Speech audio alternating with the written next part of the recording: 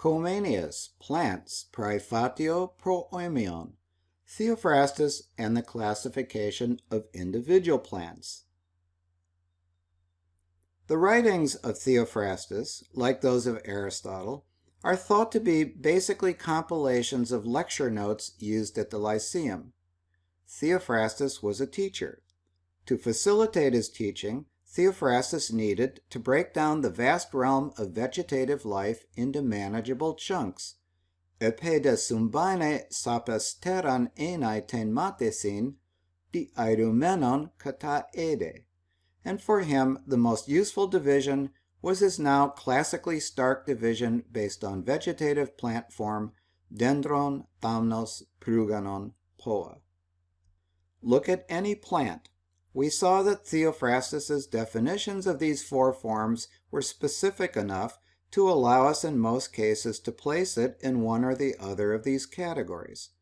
In fact, they were methodical enough to constitute what modern science calls a dichotomous identification key. And we saw that he organized books 2 through 8 of the Praefatio Historia more or less according to these forms. Because of its undeniable usefulness, this classification had a long run. In our earlier presentation on Theophrastus and taxonomy, we noted that the English botanist John Ray established the radically different classification of flowering plants into monocotyledonous and dicotyledonous, a classification that has also had a long run. But while Ray preferred this distinction into monocot and dicot, for practical purposes, he too fell back on Theophrastus.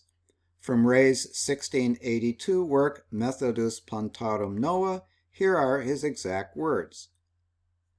Planta, vel puton, Ray himself provided the Greek words, est corpus vivum, terrae alaive sedi affixum, unde nutriri, augeri, deneque se propagare potest. Haec definitio de planta perfect intelligendest, nam imperfecta se non propagat cum semena caraat. Planta perfect ab herbariis vulgo dividi solet in arborem, fruticem, suffruticem, et herbam. The English translation I'm about to give is from the 2014 edition of Ray's work by Stephen A. Nimis, Kathleen Chance Unroe, and Michael A. Vincent. A plant is a living body fixed to the ground or to something else, from whence it is able to take up its nutrients, to grow, and to propagate itself. This definition applies to complete plants, for incomplete plants do not propagate themselves since they lack a seed. Complete plants are commonly divided by herbalists into trees, shrubs, bushes, and herbs. And Ray means by plantae imperfectae things like coral, algae, and fungus. Arbor, vel dendron, est planta lignosa, etc. And where did Ray get this definition from? Definiente Ioanne Bodaio Astapel, Commentario in Theophrasti Historiam Plantarum. Ray proceeded to explain the shortcomings of this Theophrastian classification, but concluded, Verum nos, his non obstantibus, divisionem hanc, quoniam vulgare usu receptest, et ab omnibus fere botanicis approbata, maximeque obvia, nec alia commodio occurrat, omnino retinendam censemus, omnino tamen tertio membro numerum suffruticae, quod nec vulgus agnoscet et ad herbam relegato. Plantarum ergo trea summa genera statuamus, arborem, fruticem, herbam. But despite these objections, we will retain this division, since it has been in common use and approved by nearly every botanist. It is close at hand, and no other one has proved to be more useful. Nevertheless, I have omitted the third member, namely the bush or subshrub, which most people do not recognize, and I combine it with herbs. Therefore, the three highest classifications are trees, shrubs, and herbs. Finally, to complete this review of Theophrastus's high-level classifications, we learned that Theophrastus also found quite a few secondary distinctions useful, for example, cultivated and wild, himeron agrion, urbanarum silvestrium, fruit-bearing and fruitless, carpoporon acarpon, fructiferarum sterilium, flowering and non-flowering, anthoporon ananthon, floriferarum flore carentium, evergreen and deciduous, a epulon, pulobolon, perpetuo virentium, folia pendentium. Like the primary classifications, imperfect in their definitions, uk acribologe teon toi horoi, but useful. These high-level primary and secondary classifications of Theophrastus are examples, according to the Scottish botanical historian Thomas Archibald Sprague, of analytical or artificial classifications. Sprague distinguishes analytical or artificial from synthetic or natural classifications in his 1948 lecture, The Evolution of Botanical Taxonomy from Theophrastus to Linnaeus. I want to express my profound gratitude to the Linnaean Society of London for providing me this series of lectures that are otherwise no longer available to the general public.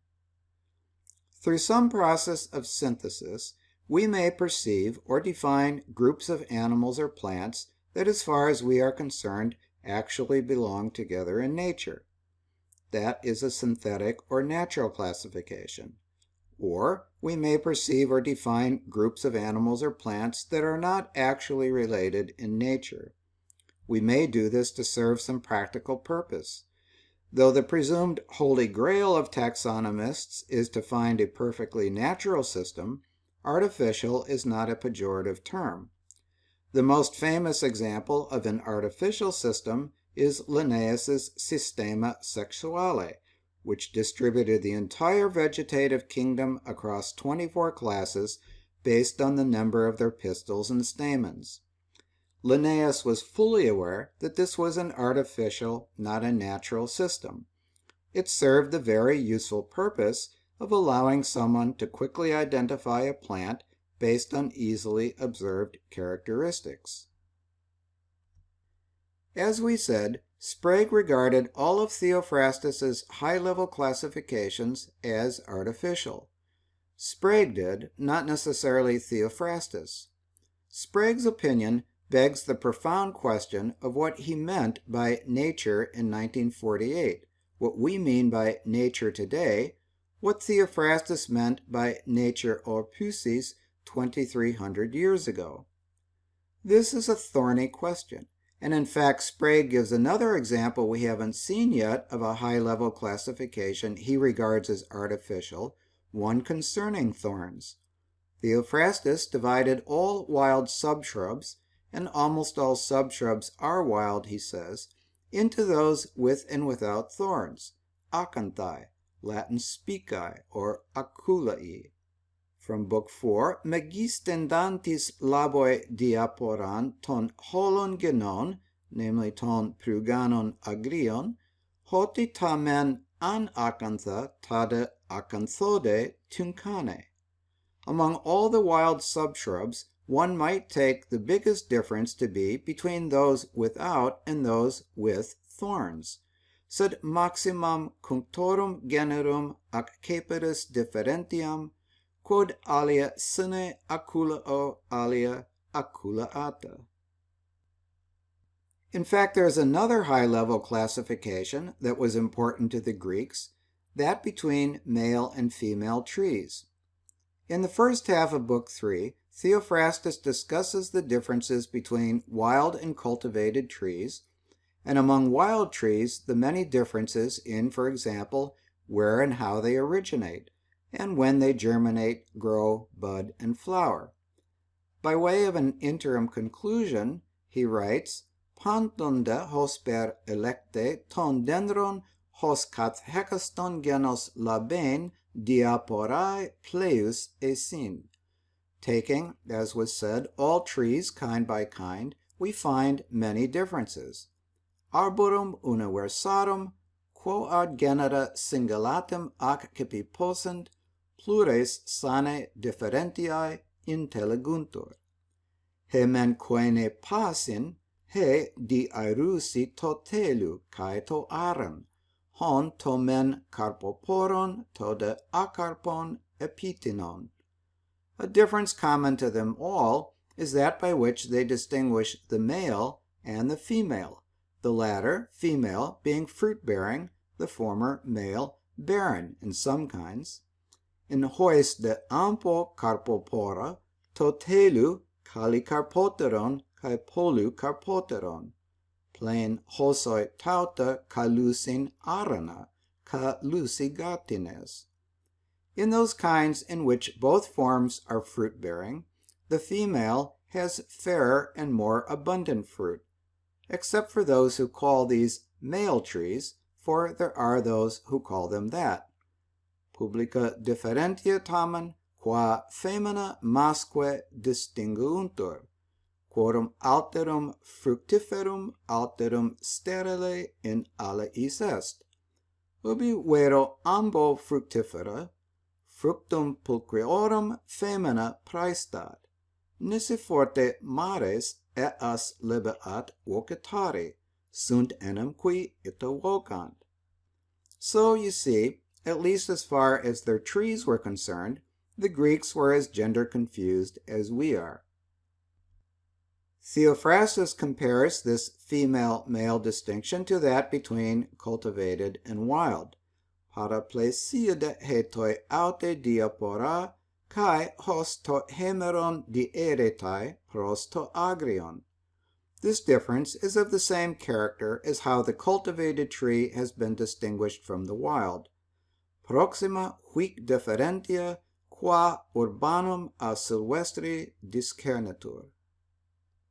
We've reviewed Theophrastus's high-level classifications and added a couple, the distinctions between male and female trees, and between thorny and non-thorny wild subshrubs. You can think of Theophrastus's high-level classifications as being more or less at the level of our taxonomic ranks, phylum, class, and order. So let us pivot to this question. Did Theophrastus perceive or define smaller groups of individual plants at the level of our taxonomic rank family, or genera and species? We can save you the suspense. In the case of family, neither the ordinary Greeks nor their philosophers conceived of plant groupings at that level.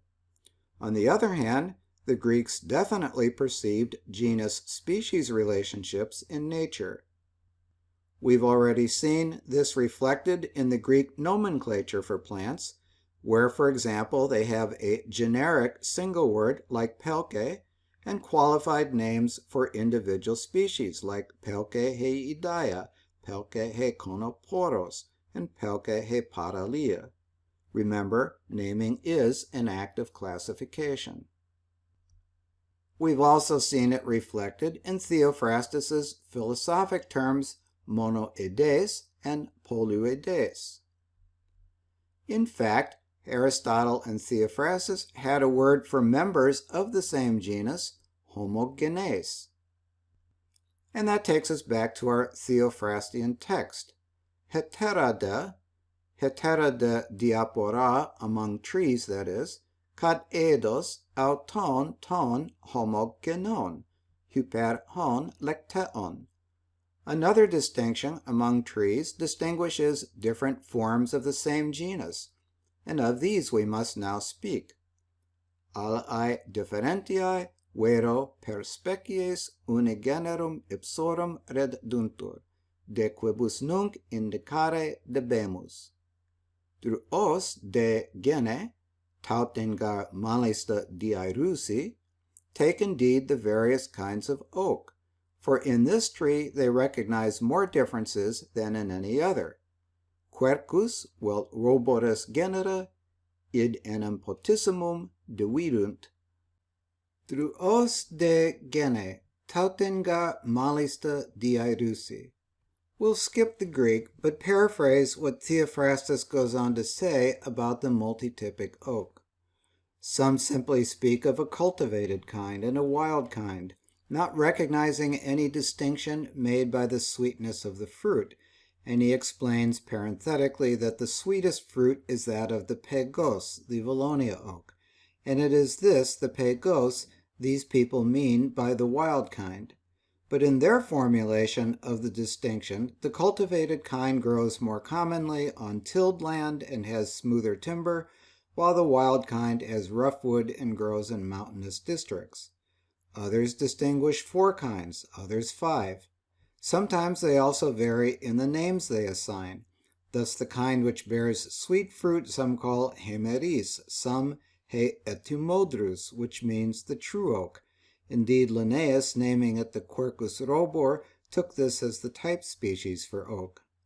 However, to take the classification given by the people of Mount Ida, Theophrastus goes on to say, these are the kinds: the hemeris, meaning in this case the gall oak, the aigilopes or turkey oak, the platypulos or broad-leaved scrub oak, the pegos or Valonia oak, and the haliploios or sea-bark oak, which some also call the elthuploios, the straight-barked oak. In other words, not every Greek or every Greek locality distinguished the same number of oak species or used the exact same names, but the Greeks in general did recognize multiple species of oak. In Sprague's opinion, was the Greek oak, the drus, a synthetic classification, i.e. a natural group? In the table shown here, for each oak mentioned by Theophrastus, we show its identification and taxonomic classification as taken from Hort's Index of Plants, along with its modern taxonomic classification, since the classifications and binomial names have sometimes changed in the 100 years since Hort's edition. We see indeed that by our modern-day lights, all of Theophrastus's oaks are closely related taxonomically, all being of the genus Quercus, most of them from that genus's subsection, Ceres. This supports Sprague's conclusion that the trees the Greeks called drus constitute a natural group. He gives 2 other examples, the next being the willow, Itea, Latin salix.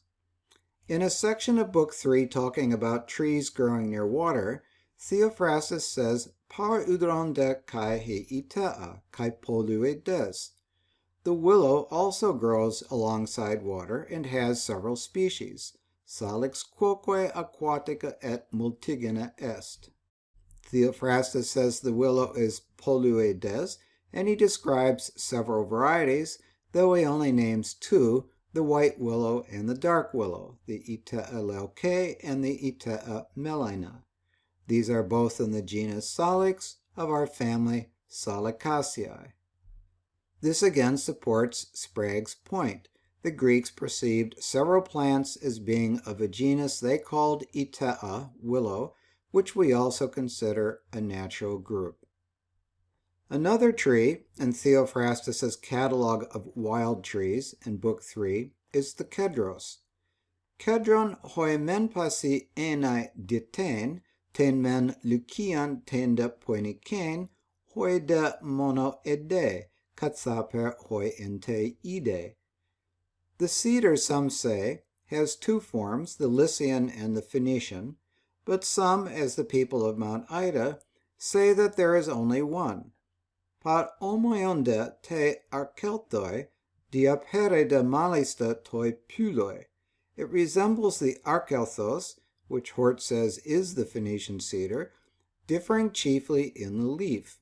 Umen al enioige u diairusi tois onomasin al ampo calusi kedrus, plain parasemos ten kedron oxukedron. However, some do not give them distinct names, but call them both cedar, distinguishing them, however, as the cedar and prickly cedar. Cedrum quidam bin esse affirmant, alteram luciam, alteram punicam, alae simplicem dicunt, scilicet qui idam incolunt. Est junipero non ab similis, sed folio maxime distat. Ceterum, alae nominibus minime dividunt, sed ambas cedros appellant, cedrum tamen cum appendice, cedrum acutam nuncupant. The blurry distinction between our names cedar and juniper, and to boot between the Greek names kedros and arkeltos, is maybe a little confusing, but out of Theophrastus's discussion, Hort distinguishes 3 species, all belonging to the genus juniper of our coniferous family Cupressaceae. Again bearing out Sprague that the Greek genus Kedros is by modern lights a natural group. In sum, the Drus, the Itea, and the Kedros are 3 examples of wild trees the Greeks perceived as multitypic genera. Modern taxonomy agrees.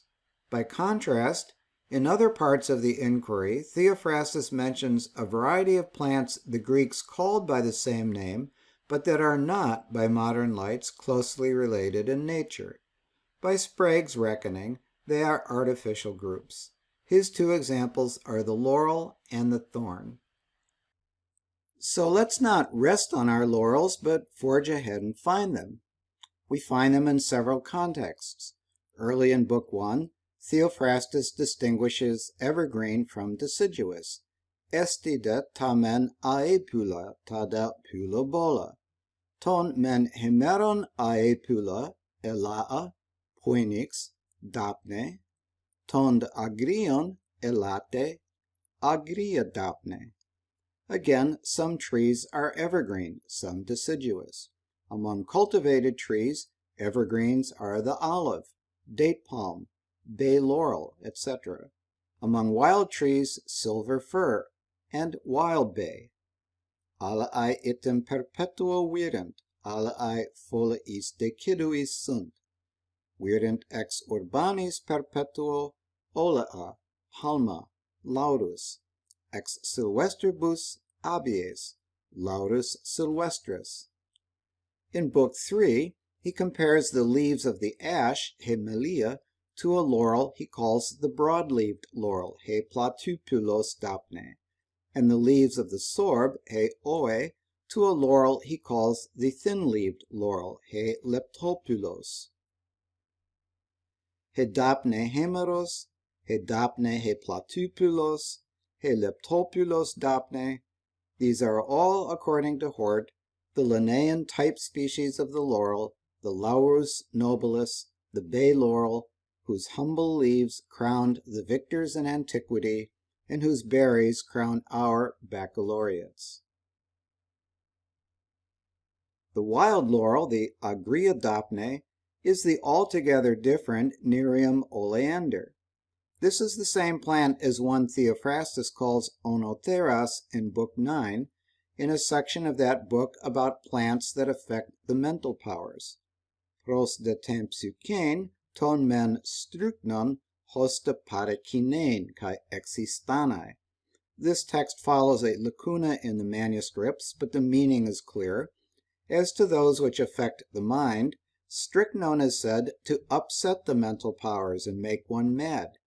He de tu onotera rista, dotesa en oinoi, praoteron kai hilaroteron poie to ethos, while the root of the onotheris, administered in wine, makes the temper gentler and more cheerful.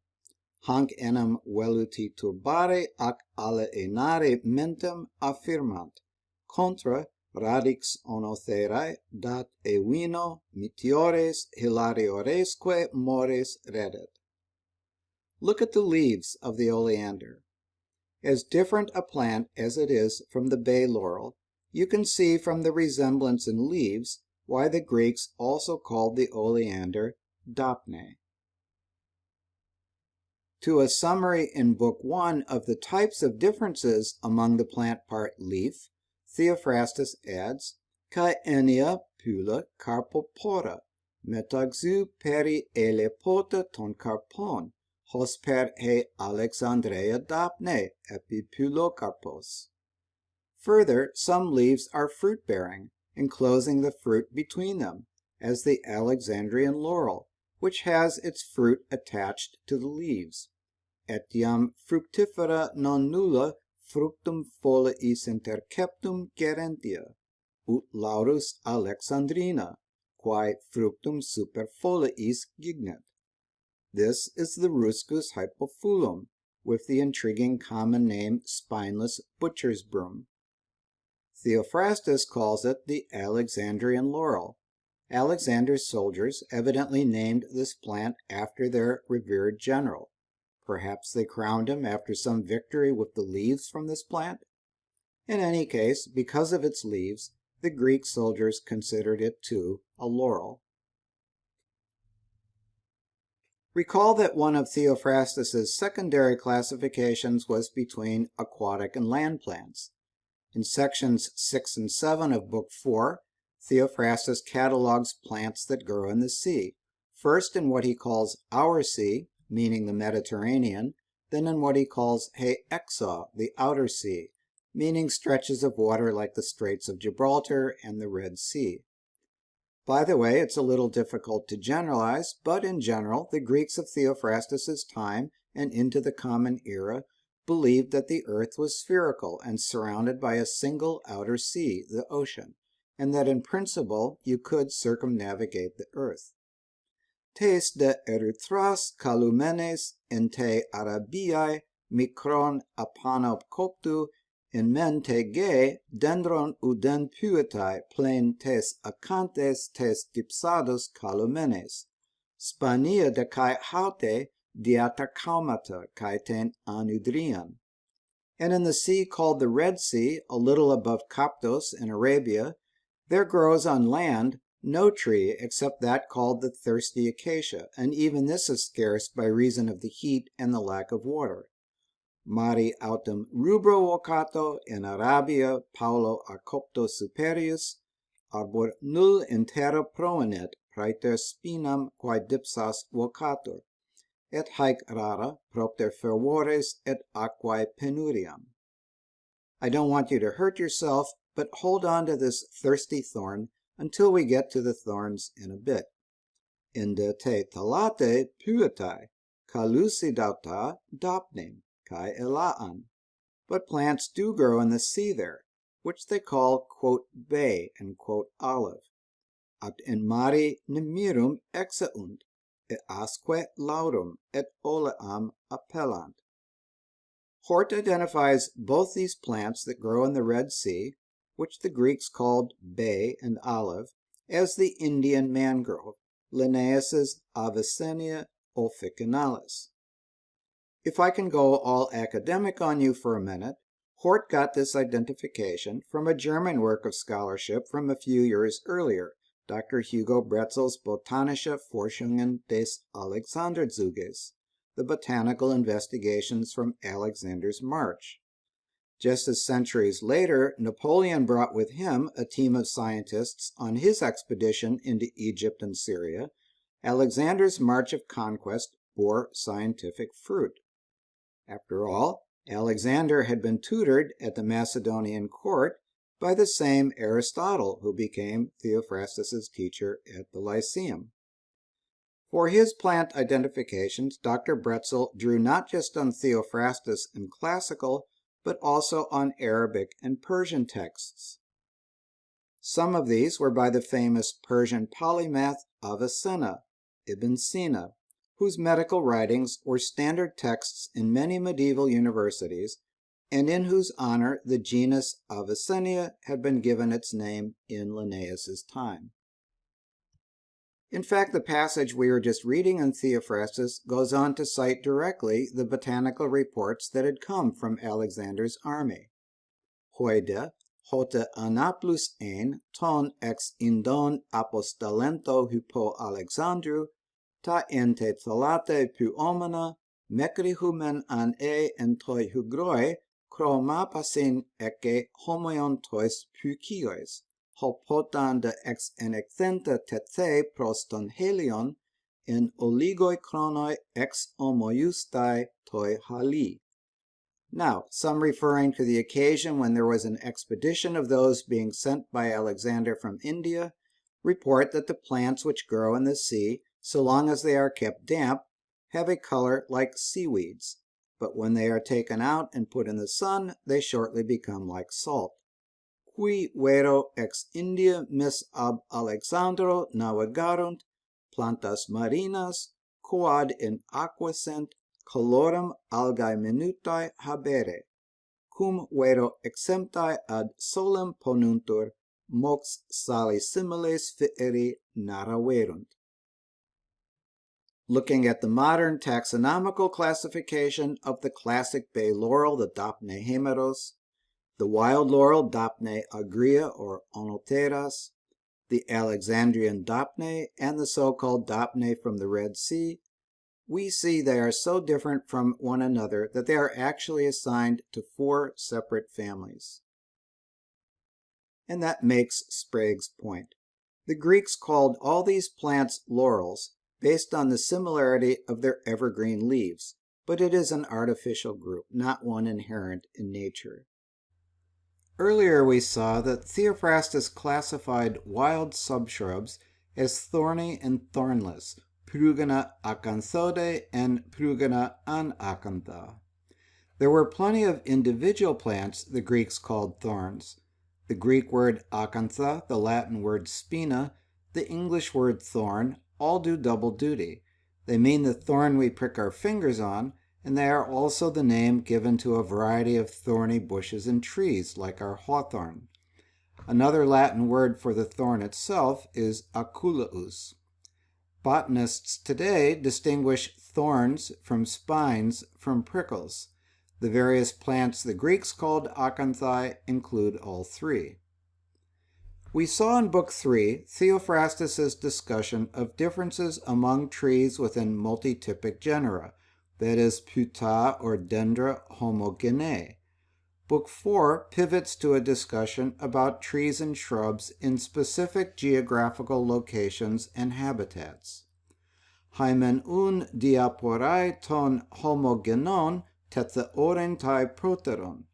The differences between trees of the same kind have been examined previously. Expositae superius sunt differentiae unigenorum. Hapanta de entois oikeois topois kalio ginetai kai malon elstene. Now all grow fairer and are more vigorous in their proper locations. Omnia vero suis locis meliora proveniunt magisque vigent. In Aegyptoi gar estin idia dendra plea, he tasukamenos kai he persea calumene, kai he balanos, kai he acantha, kai heterata. For example, in Egypt there are many trees peculiar to that country, the sycamore and the so-called Persian tree, and the Egyptian balanites, and the acacia, Hort's identification of the Egyptian thorn, and some others. Sunt enim propriae in Aegypto arbores, ut morus, et persea dicta, et glans, et spina, et ala aequidam. Note that both the balanos and the acantha are metonymic names, plants named for one of their parts, as Theophrastus explained in the case of the balanos, which is Greek for acorn, Latin glans. He de balanos ecemen ten pros egorion apo tu carpu. He de acantha caletae men diato acanthodes holontodendron enae plen tu stelecus, kai gar epiton acramonon, kai epiton blaston, kai epiton pulon ecce. The acantha is so called because the whole tree is spinous except the stem, for it has spines on the branches, shoots, and leaves. Spin ex eo nomen accepit, quod tot arbor aculeis horet excepto caudice, nam superamos et germina foliaque aculeos geret. dit tonda togenos autes, hemen garasti leuce, he de melaina. There are two kinds, the white and the black. Eius duo genera sunt, quaedam enim candida, quaedam nigra. Kai hemen leuce, astineste kai elseptos, he de melaina, iscuroterata kai aseptos, diho kai in tais naupegiais chrontai prosta enquelia aute. The white is weak and easily decays, the black is stronger and less liable to decay, wherefore in the shipyards they employ it for the ribs of the ships. Et altera imbecillus faceleque putrescens, nigra autem robustior atque incorrupta, ob id in navium fabrica ad costas ventrisque compagenes ea utuntur. Ginetae de ec tautes cae tocolmi. Gum is also produced from it, fit et gumi ex ea. Alexander conquered Persia and the Middle East, and in his wake left the Hellenistic kingdoms. 2 centuries earlier, Persia had almost conquered mainland Greece, as told immortally by Herodotus. Here's what Herodotus had to say in Ionian Greek about the Egyptian thorn in his famous chapter 2 about Egypt. Ta de ploiaspi toisi portegeusi esti ectes acantes poiomena, tes hemorpe menesti homeotate toi kirenaioi lotoi, to de dacruon comiesti. The boats the Egyptians used to carry freight are made of acacia wood, whose form is most similar to the Cyrenaean lotus, and its tear, that is, its exudate, is gum. Notice how far back the device of plant description by comparison goes. Notice also the mixture in Herodotus's report of descriptive and economic botany.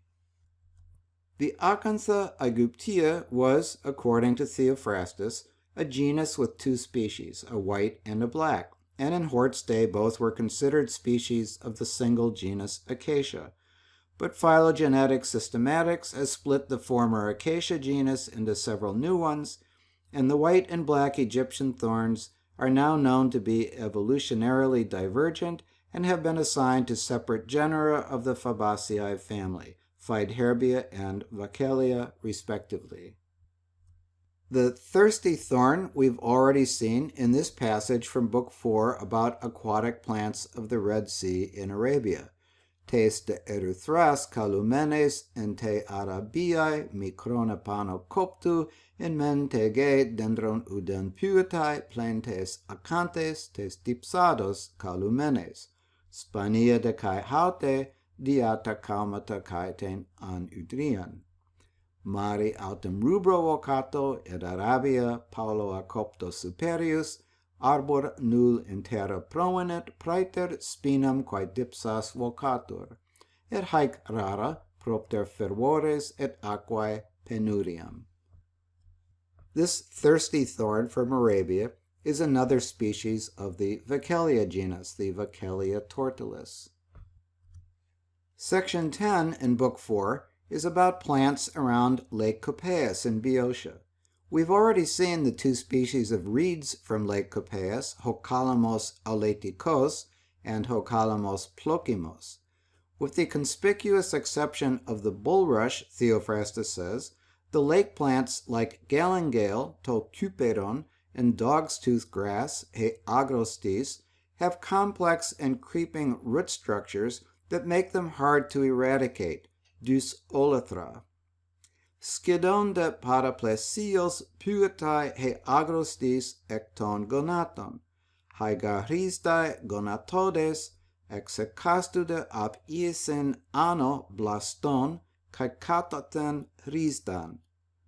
In almost the same way, that is, as the galingale, the root of the dog's tooth grass, he agrostis, Latin gramen, grows from the joints, for the roots are jointed, and from each joint it sends a shoot upwards and a root downwards. Proxime fere gramen e geniculis oratur, radices enim geniculatae, atque e singulis germen sursum radix subtus erumpet. What Theophrastus calls jointed roots, ristae gonatodes, are not actually roots, but elongate horizontal stems called runners or stolons. From the nodes on these stolons grow roots from which new plants arise. Hos autos de kai he acantha he acanodes, al u calamodes ude gonatodes he riste tautes. Also, the growth of the corn thistle is similar, but it is not reedy and its root is not jointed. Pari modo et spina quae que anothos appellatur geminat, verum huius radix non arundinosa neque geniculat est. The corn thistle also has a complex root structure that, like the dog's toothgrass, makes it hard to eradicate. It is dus olathron. But its root structure is not gonatodes, and the corn thistle is not a grass and is not calamodes. But our real interest in the acantha acanodes, literally thistle-headed thorn, which Hort identified as the corn thistle, is not its root, but its thistle. Many editions, as reflected in Gaza's text, have the word keanothos rather than acanodes. Acanodes is Hort's well-founded emendation. In several sections of the Periputon Historia, Theophrastus defines a type of thorn whose thorns are thistles. Acanodes is from ho akanos. Akanos is the thistle head on thistles and also metonymically the name of another thistle plant identified as the pine thistle, which we're going to rub up against shortly. In Hort's day, the scientific name for the corn or field thistle was Carduus arvensis. Carduus is a Latin word for thistle. Today it is the Quercum arvense. When warming up my voice to record, I sometimes do exercises like thistle sticks, 66,006 thistle sticks, and Theophilus Thistler the thistle sifter, in sifting a sieve full of unsifted thistles, thrust 3,000 thistles through the thick of his thumb.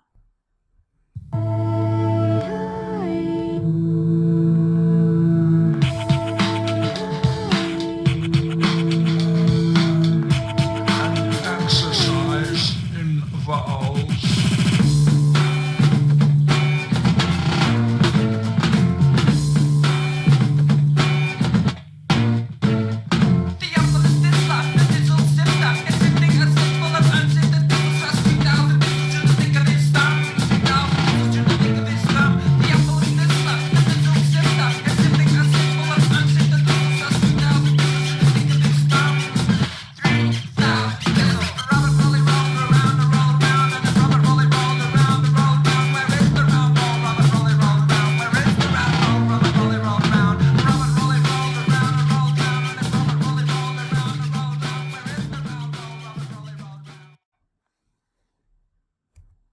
The thistle Quercum is a third genus of the family Fabaceae.